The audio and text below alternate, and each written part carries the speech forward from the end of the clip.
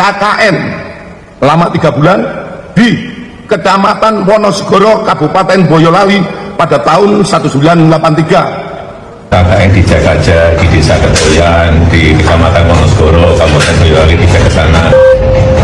Tahunnya seingat saya 85 awal. Tahunnya seingat saya 85 awal. 1983. 85 awal. 1983. 85 awal.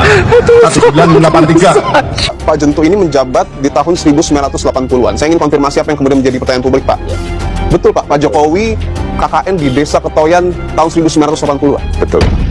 Ada sebuah kesaksian yang sangat aneh yang dapat kita lihat bersama dalam potongan video ini, yaitu pengakuan anak mantan Kepala Desa Ketoyan, Kecamatan Wonosegoro, Boyolali tentang kegiatan KKN Jokowi pada tahun 1985.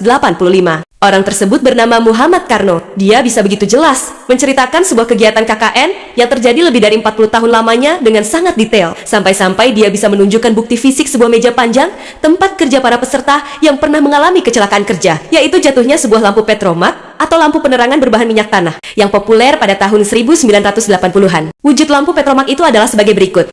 Dulu sebelum listrik merambah ke setiap sudut rumah, lampu petromak atau strongking adalah penyelamat kita di ke-8. Lampu klasik ini populer dari era 70-an hingga 90-an. Ketika listrik belum merata dan masih terbatas, petromak dengan bahan bakar minyak tanahnya ditambah kaos lampu yang tahan panas, seperti semangat yang tak pernah padam. Dengan bantuan spiritus dan korek api, proses menyalakan petromak pun menjadi ritual tersendiri untuk menerangi malam dengan cahaya lembut yang diciptakan oleh gemerlap api. Meskipun petromak tak tersentuh oleh generasi milenial, tetapi suka duka di masa lalu tertuang dalam cahaya yang menyala lembut, memancarkan pesona dari petromak yang tak tergantikan, dan menyimpan sejuta kenangan di dalamnya.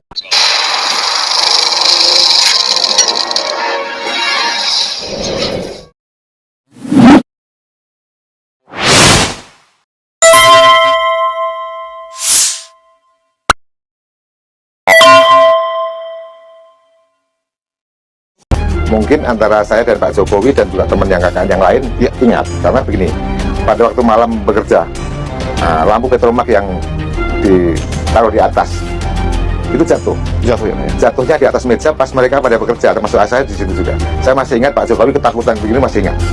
Pak Jokowi saat itu Ya, ketakutan. karena jatuhnya lampu petromak itu di depan Pak Jokowi. Di depan Pak Jokowi di Ya. atas Meja. Ya. Mejanya masih ada, Pak? Masih. Di sini. Di sini juga. Boleh saya lihat, Pak? Boleh. Oke. Silakan. Ini mejanya, Pak? Ya. Oke. Jadi ini meja panjang untuk kerja KKN.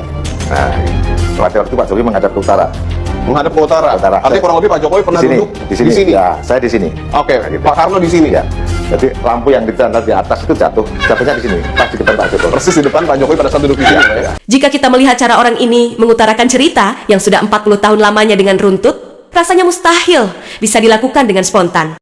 Kecuali memang skenarionya telah dipersiapkan sebelum syuting wawancara dimulai. Tetapi, lagi-lagi kita akan melihat bahwa sebuah skenario kebohongan itu tidak akan pernah sempurna. Dan inilah buktinya. Kegiatan Pak Jokowi pernah diantar oleh salah satu warga untuk membeli gitar, Pak. Betul.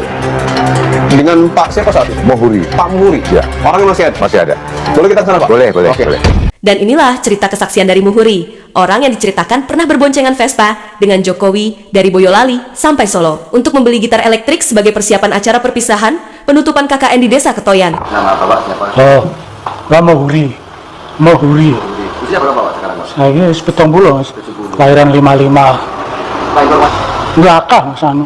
Mungkin ngumpul nang pendopo desa Ketan perpisahan tapi ku wakai sekitar mungkin ya 50-an enggak midun. Ini dari UGM jelas. Kula nu tangklet koncone niku. Ini kakak dari mana? Ini dari kehutanan UGM. Jelas tuh. Kehutanan UGM. Pak Jokowi itu ada nih lho.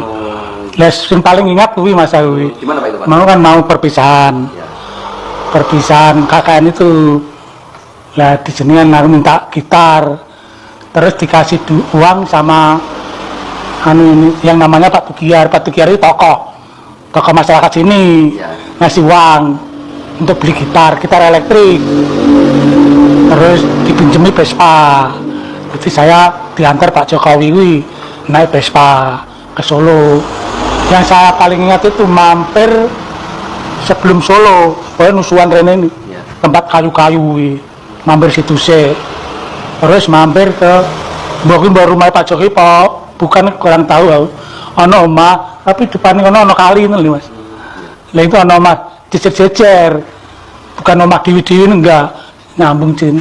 Lah mampir situ. Lama Pak di situ? Ya rada kemudian jagoan karo sedulure saudaranya situ. Kenapa ya? Pak Jokowi itu. Karena Pak Jokowi dari Solo itu ya? Ya dari Solo itu yang tahu Solo ya itu. Wong yang menawarkan ya Pak Jokowi. Seingat saya mampir yang kayu-kayu itu loh. Iya apa itu lagu itu? Aku apa Pak? Stuck on You. Ya. Oh, memang Itu Pak, kan itu dirilis tahun 83 itu pas baru terkenal lagu itu mau menyanyikan lagu itu nih gagal nih. Ya seingatku ya Pak Jokowi itu ya. oh yang KKN? Yang KKN ya, tapi gagal. Aku cengiringi nggak begitu pintar pas pentas gagal. Dengan melihat fakta yang ada antara pengakuan Karno dan Muhuri, maka sudah semestinya jika kita harus tertawa terbahak-bahak mendengarkan pengakuan mereka berdua. Kenapa harus demikian? Sebab jika kita merujuk kepada cerita si Karno yang mengatakan bahwa ada sebuah peristiwa yang membuat dirinya tidak akan lupa dengan Jokowi saat Jokowi KKN di desanya adalah jatuhnya lampu petromak di atas meja tempat para mahasiswa sedang mengerjakan tugasnya. Jokowi sangat ketakutan saat itu sampai dia mengangkat tangannya tinggi-tinggi. Lampu yang di atas itu jatuhnya di sini, pas di depan Pak Jokowi. Persis di depan Pak Jokowi pada saat duduk di sini Ya, ya, Pak ya? ya. Oke. Mudah-mudahan Pak Jokowi ingat. Mudah-mudahan Pak Jokowi ingat. Dan harusnya ingat ya, Pak ya? Karena itu momentum Karena yang peristiwa itu saya masih ingat Pak Jokowi ketakutan. Oke. Sampai tangannya begini. Pak Jokowi ketakutan. Oke. Sampai tangannya begini.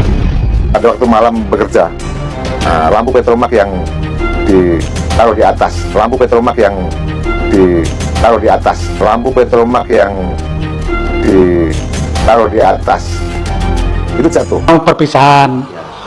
Perpisahan KKN itu lah di sini kan aku minta gitar terus dikasih uang sama ini yang namanya Pak Tugiar itu tokoh masyarakat sini ngasih uang untuk beli gitar elektrik.